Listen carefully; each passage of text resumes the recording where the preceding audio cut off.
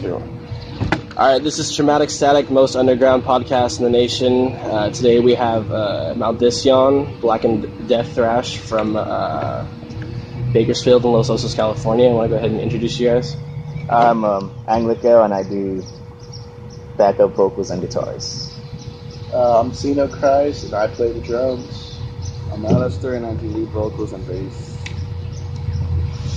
All right, so why don't you go ahead and start the formation of the band? It was like around 2012, I believe. I started it with a guy named Izzy. He's really good friends with me, and Alistair here. And I hit him up one day because I knew he played drums, and we both had similar interest in music, so we just got it together. And then later on, we recruited this guy, and then Izzy sadly had to leave the band. And we went through a few drummers, and then we ended up with this guy right here. All right, now besides Maldicion, what other projects or little things you guys got going on? I'm the main composer and guitarist for Nocturnal Awakening, as well as he's my drummer for that project. Now, what do you have going on besides Maldicion? I have a little solo thing, Anglico. Like every now and again, I release something. It's like just like when I have a few ideas that I'm not going to use, I just kind of throw them in there. It's just my side thing, just musical interests. Now, what are your guys' like inspirations for like live performances and just music in general? Inquisition, Battery, Nunslaughter, Gorgoroth, Platoon, Marduk, Tribulation. I don't know, man. The list could go on forever if you really want this. It's what the viewers want. Now, we'll start with your guys' individual stories. Now, what was your first introduction to black metal? I was like freshman or sophomore in high school. I heard Battery. It was like, it changed my life. I was always into I was a big thrasher and like stuff like that before that. But it's like, once I heard Battery, I knew what black metal was, but I didn't really know what it was about. And then later I started getting into the second wave black metal, like Mayhem, Dark Throne, and from there here I am now, man. All right, now Zeno Christ, what was your first introduction to black metal? Probably a couple years ago, man. Found myself at a garage show over in Los Osos, and I've heard of black metal. I checked out Mayhem and stuff like that, but I never really got into it until I seen this band Torture Chamber, and it was just really theatrical. There's fucking dead animals, fucking torches. The dude was spitting blood out of his fucking mouth and shit. And dude, it just really kind of tickled my balls, man. I really got into it, dude. Just the dark, satanic atmospheres and shit, really drew me in. So after that, I really started diving more into all kinds of underground, occult black metal and stuff. All right, Alistair, what was your first introduction to the black metal scene? My introduction to the black metal scene is pretty plain and boring. My friend Izzy started getting into it by sophomore year. He introduced me to some bands, and I really digged it. Now, sorry. Oh, that's fine. What does Maldicion mean to you guys? What is the purpose of you guys to keep going forward? Purpose for us to keep, we just love the music, man. That's really what it all comes down to. It's we love our scene. It's we love what we do. So no matter what happens, we'll always keep going for it, man. So that's all it's about. It's what we love to do. Keep doing it. Now, what does black metal mean to you guys in general? Hate, war. It's really just a rejection of mainstream music, media in general. Just kind of going against the grain of the cultural norm, you know? Fuck all that pop star shit, man. Yeah. Fuck your Billboard Top 100 charts and shit. So does it really piss you guys off when you see these kids wearing Dark Throne or Bathory shirts and not knowing what the fuck they're talking about or what they're even... Man, that pisses me off, even if it isn't a black metal band. It's a thrash band or fucking...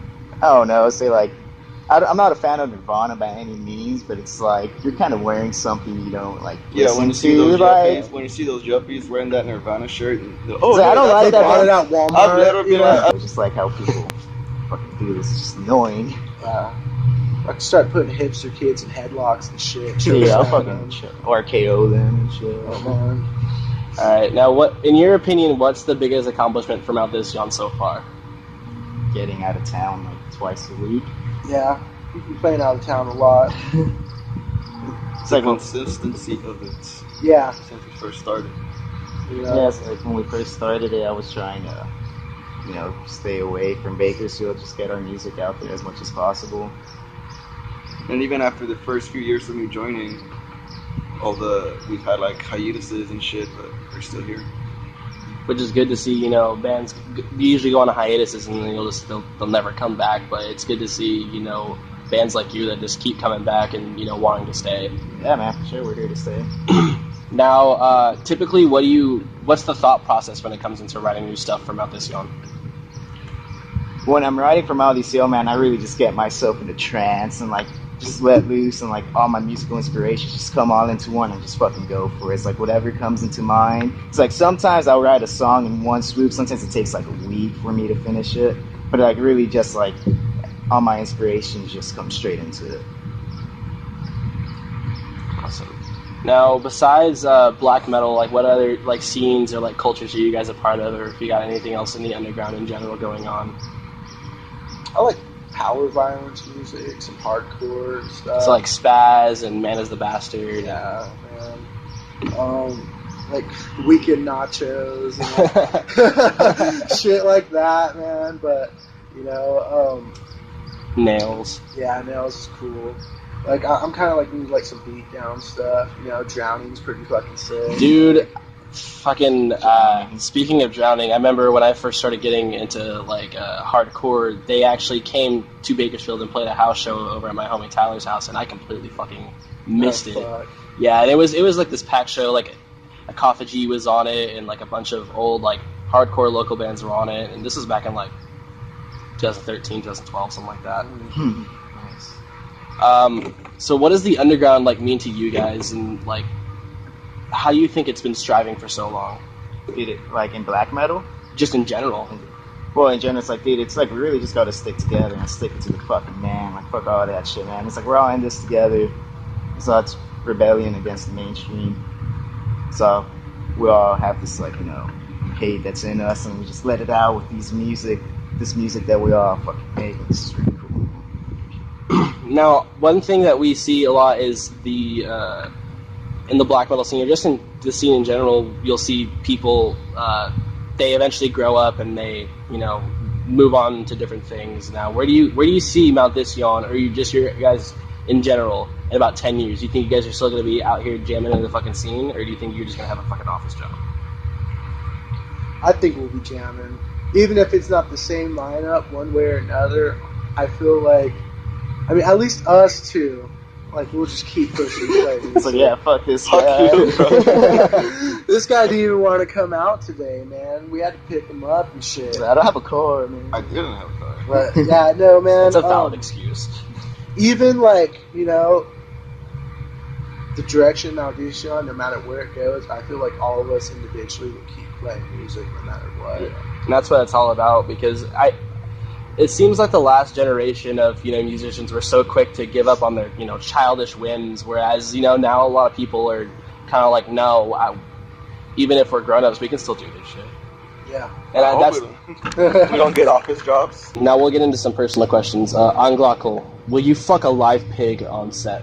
Fuck a live pig anywhere, man. Anytime. Fucking bring me a pig, I'll take it to Pound Town.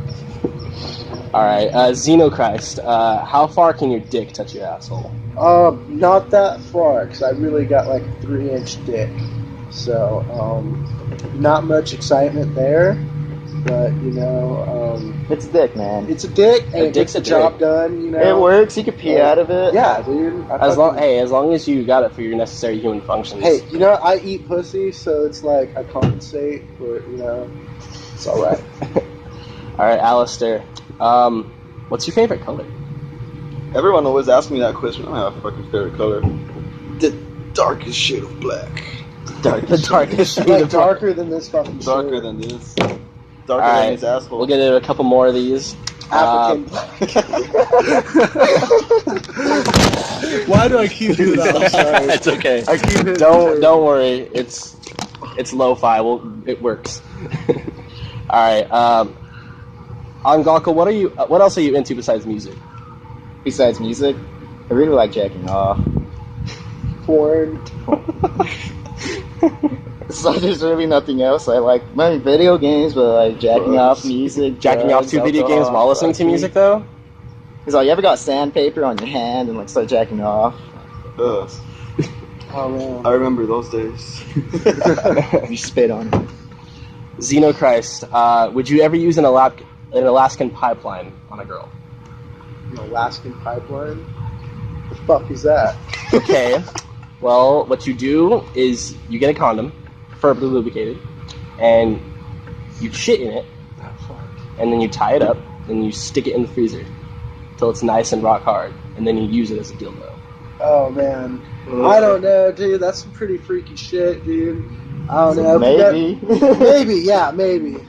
So you pay me. If it's anal, yeah. I don't know if you ever heard of where a it pink come out sock, from dude, anyways. but I'm all about those. Explain to me what a pink sock Oh, is. dude, a pink sock. So it's like, dude, if you ever find yourself in the situation, you have to take full advantage of it. So you're fucking a girl in the ass, dude, and you're like balls deep in there, and then it's like fucking full thrust inside. You fucking punch her in the back of the head as hard as you can, dude. And when you feel her clinch up, you pull out immediately, dude. And it's like fucking inside her asshole, stick to your dick, just pull out with it. And it's like probably like, you know, one of the best experiences I've ever had. What's that one called when you put a fucking bong up their vagina? Oh, beaver Oh, the ball. beaver ball, dude, fucking goals, bro. Would you ever try a screeching seagull? I'm not too like up to date with all these terms, man. All right. Well, what a screeching seagull is you're fucking a girl on the beach, and in the middle you just kind of pull out, and you just kind of tuck your dick in the sand, and then you pull out of that, and you go back and fuck her. Oh fuck. I don't know, man. It sounds like I'd get a pretty good infection. Well, then again, I mean, you were just jerking off with sandpaper, so. Yeah, but this is like sand on the floor. I've had like sand in my ass crack before, dude. So like, I'm just trying to like conceive having it on my dick, and I'm like, man, I don't think I'd enjoy it too much, you know. Did you ever wet the bed as a kid, Alistair? As a kid, No. it happened the other night. Why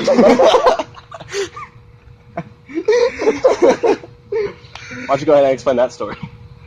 Wait, me? You, yeah. I didn't pee myself. Oh man, you ain't gotta lie, bro. The other night in the motel room. No. I mean, I have threw up in my car really shit-faced, but I have not peed my bed. I shat my pants when I was like 6, though. I still remember that. Yeah, that's still shit. Do you remember how it happened? I'm pretty sure the viewers would love to understand. the Yeah, story. I had some chorro going on, and I pushed a little, and it came out, and I was like, hey, Mom, I just pushed a little, and a shitload it came out. So, She came and wiped your ass for you. yeah, she did. That's what's up. Did you ever have the old school Mexican parents where if you shit your pants, they would just spray you off with the fucking hose in the front yard? No, dude, they still do that to me. He's like, I'm fucking 20 years old. They still spray me with the water hose. I didn't even shit, they just sprayed me. Alright, you guys got anything else to say before we go ahead and sign off here? And probably go get shit-faced? Hail Satan. Yeah, hell Satan. Hell Satan. How many substances are you guys on? Just out of curiosity. I'm pretty high on weed right now. About 4. This guy. About 4. I'm gonna go get really drunk right now. Me, I'm just hungover like shit right now. Alright, you guys heard it here first. Alistair doesn't have a favorite color, nor has he ever peed the bed as a kid. Xenochrist can't fucking touch his dick with his asshole, and I'm actually very sorry about that, but I hope it gets better soon. And if you guys got a live pig that's DTF, hit up on Glockle over here. This has been Maldicion, and this is Traumatic Static, most underground podcast in the nation. Till next time.